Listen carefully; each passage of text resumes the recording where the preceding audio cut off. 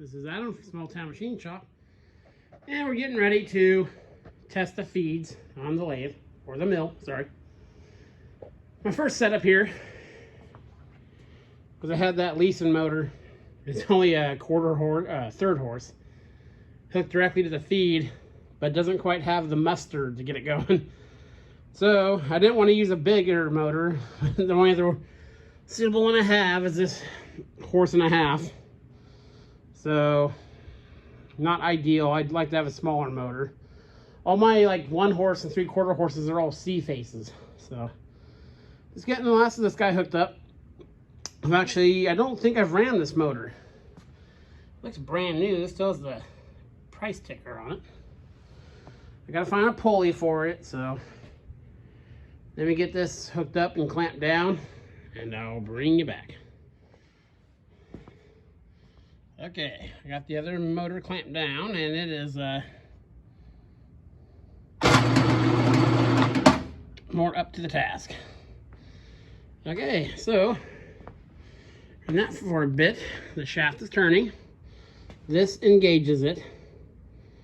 This is the trip thing. You lift this guy up. This whole thing, I don't know if you can see that, but it's pivoting. This pivots it. Push this guy down, it locks into place. Everything's still a little stiff, so then that should engage it. I misspoke when I first got this machine. Only the table has power feed. One question that I don't quite understand here is these fingers on the shaft. They look like trips, you know, like you put on the table to actuate that thing or something, but they're on this shaft and nothing goes to the shaft. That's the table lock. That's the lock for the knee. So I'm not sure why those are there. They won't reach the top of that, so there's nothing for them to actuate against. So if you have any ideas, I'll like to hear them. So I sprayed some red grease in there on the gears. So let's I guess we will set you up and we'll see if the table feed works. I'll bring you back. Okay, so got the new motor hooked up. This is engaged, that's engaged. So all you have to do is kick it on, flip this guy over. I don't know how the camera's gonna pick up that motor. It's pretty rattly because it's clamped to a hydraulic lift table. We'll see how we do.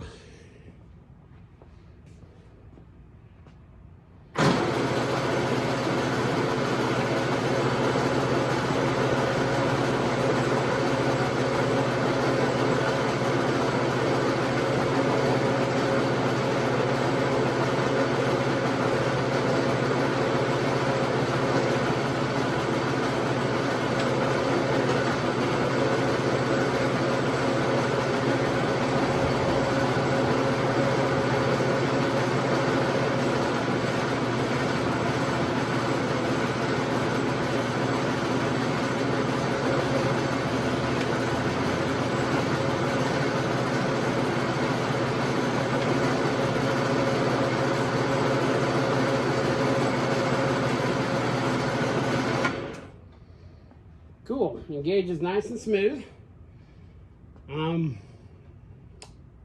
Yeah, very cool. No noises.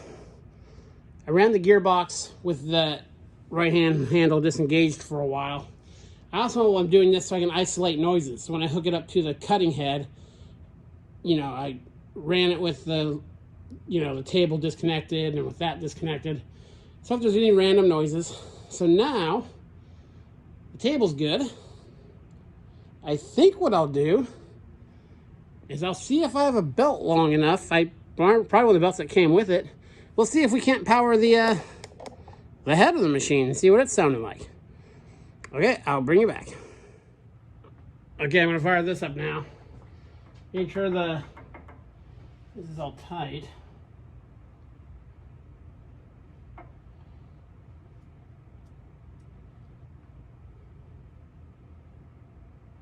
Yeah, let's see what happens.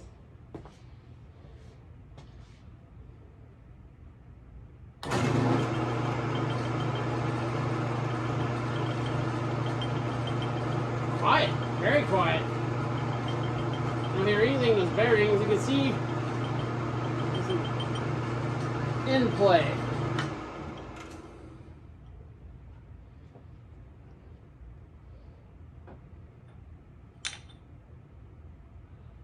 That's clamped in there. These are some kind of spacers to keep it off there. It pivots on this center here. That's what this part locks into.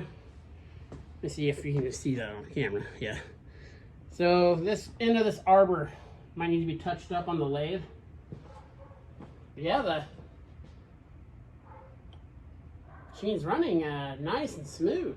Let's kick that guy back on.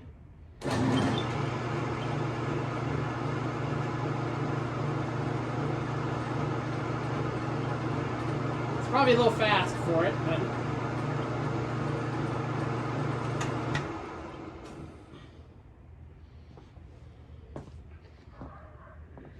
very cool. Yeah, that's just that.